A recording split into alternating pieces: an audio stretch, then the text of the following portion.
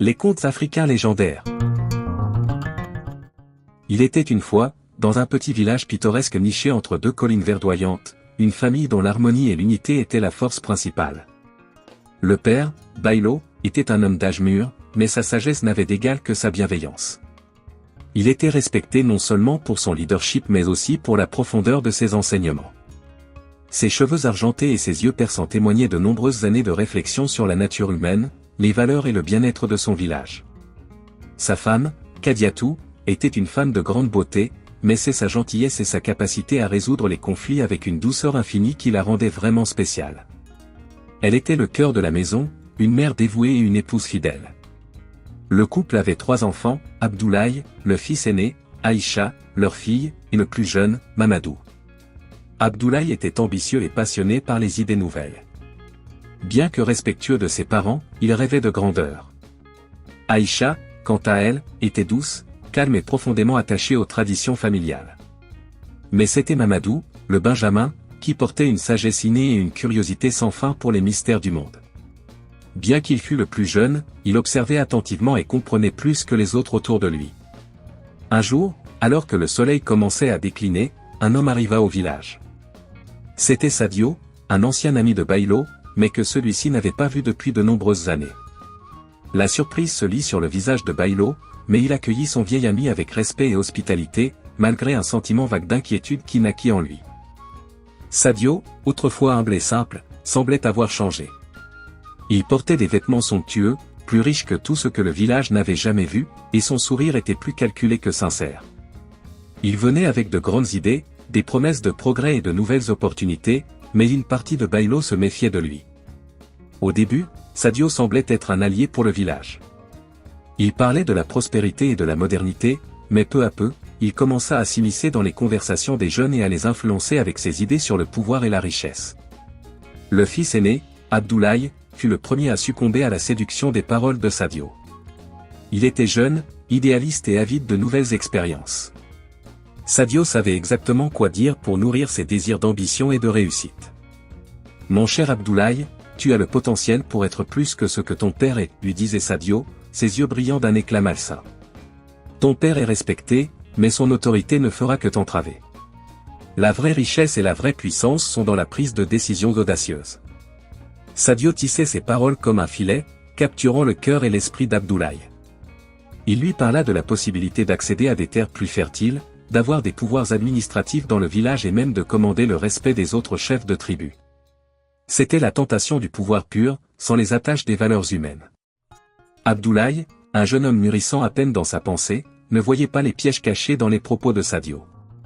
Il n'entendait pas l'avertissement silencieux de son père, qui, pourtant, lui offrait une sagesse bien plus précieuse que les promesses de Sadio. « Tu vois, mon fils, » lui disait Bailo, « le pouvoir ne réside pas dans la force, mais dans la sagesse et l'unité. L'ambition sans une base solide peut te briser, te faire tomber plus bas que tu ne peux imaginer. » Mais Abdoulaye, influencé par Sadio, commença à se distancer de son père et à questionner ses décisions. Il ne voulait plus entendre les avertissements, convaincu que les paroles de Sadio étaient celles d'un homme éclairé et visionnaire. Sadio, en voyant Abdoulaye devenir un allié, passa à la phase suivante de son plan, manipuler les autres jeunes du village. Il leur promettait des terres, de l'argent, et des positions de pouvoir, tout en minant l'autorité de Bailo. Il leur parla de renverser le chef et d'établir un nouveau système où les jeunes seraient les dirigeants. Il sema le doute dans leur cœur, les encourageant à se rebeller contre les anciens et leurs traditions. Les jeunes commencèrent à se diviser. Certains étaient fascinés par les discours de Sadio et le mirage de la richesse. D'autres, plus sages, sentaient la menace grandissante et restaient fidèles à Bailo, mais ils étaient de plus en plus isolés. Les tensions se resserraient, et la paix de la famille Bailo semblait en péril. Alors que son frère aîné et les autres jeunes se laissaient séduire par les promesses de Sadio, Mamadou, le plus jeune, restait calme. Son cœur était léger, mais ses yeux étaient aiguisés comme des rasoirs. Il voyait la détérioration des relations, le changement dans l'attitude de son frère, et l'influence de Sadio grandir chaque jour. Mamadou ne savait pas encore comment intervenir, mais il savait qu'il devait protéger l'unité de la famille. Il se souvint des paroles de son père, qui lui disait toujours « Le vrai pouvoir réside dans la famille, Mamadou. Aucun homme seul ne peut bâtir un empire sans des bases solides. » Il décida alors d'aller voir son père. Papa, je vois ce qui se passe. Je vois que Sadio influence Abdoulaye, et je ne veux pas que la famille se brise. Nous devons faire quelque chose avant qu'il ne soit trop tard. Bailo, tout en étant affecté par la situation, savait que l'heure était venue pour lui d'intervenir directement, de faire face à cette crise, et de réparer ce qui avait été brisé. Un soir, alors que la nuit tombait sur le village, Bailo convoqua son fils Abdoulaye à l'extérieur, loin des autres. Là, sous les étoiles, le père et le fils se retrouvèrent face à face. Bailo, avec une douceur mais aussi une fermeté dans la voix, demanda à son fils, « Pourquoi me trahis-tu, Abdoulaye ?» Abdoulaye, pris au piège de ses propres contradictions, se sentit d'abord acculé. Mais son orgueil l'empêchait de reconnaître ses erreurs. « Je ne te trahis pas, père, je cherche simplement une voie plus grande pour moi-même. Je veux être un homme respecté, pas seulement un simple héritier. » Bailo le regarda dans les yeux, son visage empreint de tristesse. « Le respect ne se gagne pas par la force, mon fils. Il se gagne par la sagesse, l'humanité et la loyauté envers ceux qui t'ont aimé.